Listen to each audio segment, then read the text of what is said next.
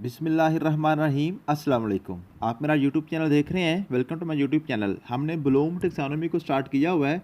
तो Bloom taxonomy की कल हमने एक डोमेन पढ़ ली थी, कोग्निटिव डोमेन। आज हमने पढ़नी है अफेक्टिव डोमेन। तो ब्लूम टेक्सोनोमी का थोड़ा सा मैं आपको पहले रिवाइज करा दूं, ताकि इसको हमने साथ लेके इसको अपने पिछले टॉपिक के साथ अटैच करके आपने पढ़ना होता है।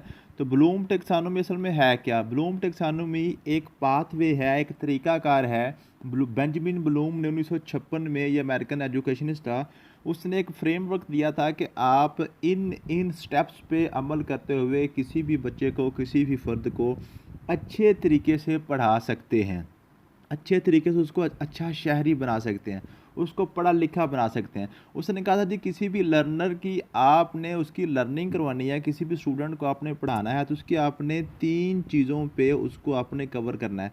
तो कहते हैं कैप कैप कैप से उसको आपने कवर करना है। कैप क्या है? C for cognitive, C for cognitive domain, A for affective domain और P for psychomotor domain, psychomotor domain.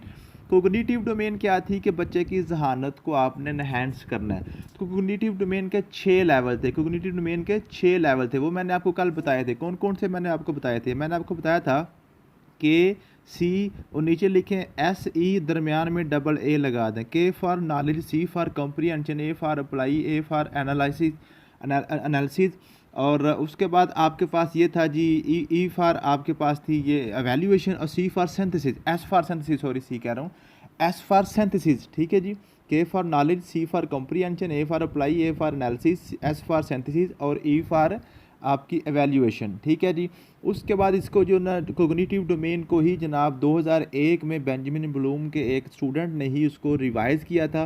तो ये जो नॉलेज था, नॉलेज को उसने नोइंग में बदल दिया था। मीन के जितने भी हमारे पास वर्ब्स नाउन थे, नाउन को उसने वर्ब्स में चेंज कर दिया था। जिसके डोमेन के जो लेवल थे, नॉलेज को नोइंग कर दिया था, कंप्रीहेंशन को अंडरस्टैंडिंग कर दिया था, एप्लीकेशन को अप्लाइंग कर दिया था, ठीक है जी, और एनालिसिस को एनालाइजिंग कर दिया था, ठीक है, सिंथेसिस और वैल्यूएशन को उसने वैल्यूएटिंग कर दिया था, ठीक है, और सिंथेसिस को उसने क्रिएटिंग कर दिया था। और ये जो वैल्यूएशन और सिंथेसिस है, इनको आपस में इंटरचेंज भी कर दिया था।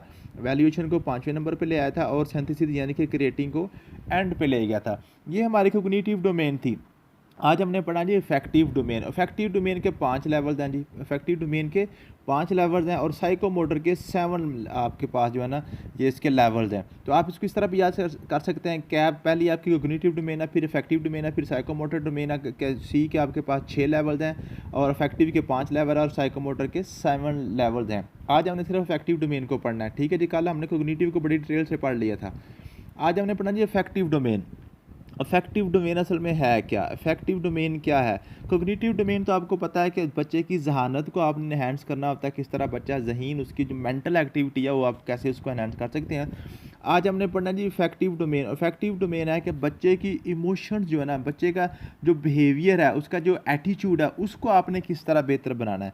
बच्चे का जब तक आप एटीट्यूड ठीक नहीं करते, बच्चे की जो है ना उसका जो उसकी जो फीलिंग्स हैं, उसके जो इमोशंस हैं, उसको जब तक आप ठीक नहीं करते, तब तक उसका एटीट्यूड नहीं ठीक होगा, तो वो अच्छे तरीके से नहीं पढ़ेगा। उसका बिलीफ सिस्टम आप ठीक नहीं करेंगे जब तक, तो वो तब तक जनाब वो एक बंदा है ना, फॉर एग्जाम्पल उसको आप कहते हैं कि सच बोला करो, सच बोला करो, तो उसको आप बाई फोर्स सच नहीं बुलवा सकते जब तक उसका बिलीफ सिस्टम ही चेंज नहीं करते।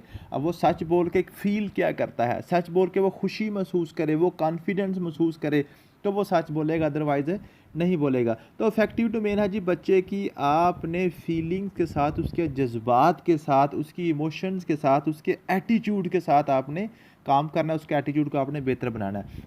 तो इफेक्टिव डोमेन में सबसे पहला जो इसका लेवल है, इसके टोटल 5 लेवल्स हैं। आपने क्या करना है जी, आर आर आर आर, उसके बाद V O C, R R V O C, ठीक है। ये इसके 5 लेवल्स हैं।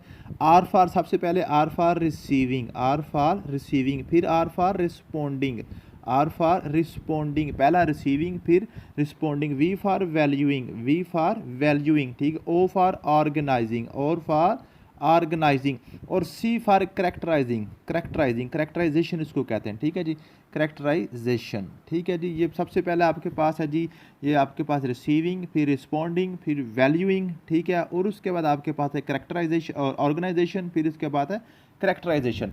अब ये पांचों के पांच लेवल्स के वाले से आपको क्वेश्चन कौन कौन सा आएगा? सॉरी।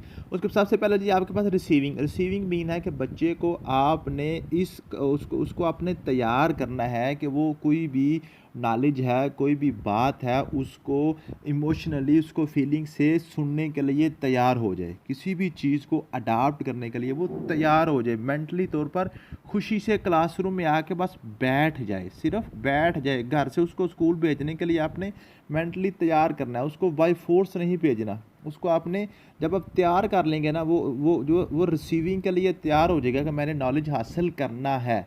अब देखिए ना, आप किसी को, वो कहते हैं जो घोड़े को आप पानी पे ले जा तो सकते हैं, उसको बांध सकते हैं, लेकिन उसको पिला नहीं सकते, पीना उसने खुद है जब उसका दिल करेगा। तो रिसीविंग ये क्या है अफेक्टिव डोमेन में, कि बच्चे को आपने नॉलेज हासिल करने के लिए उसको आपने तैयार करना है मेंटली, उसको वो उसको नॉलेज हासिल करने के लिए, रिसीव करने के लिए वो तैयार हो जाए। उसके बाद रिस्पॉन्डिंग का दूसरा लेवल क्या है? दूसरा लेवल ये है कि आपने जब वो बच्चा नॉलेज हासिल करने के लिए वो उस रिसीविंग के लिए तैयार हो गया, फिर वो उसको दूसरे लेवल पे आपने रिस्पॉन्डिंग करना है, मीन कि वो रिस्पॉन्ड भी करे।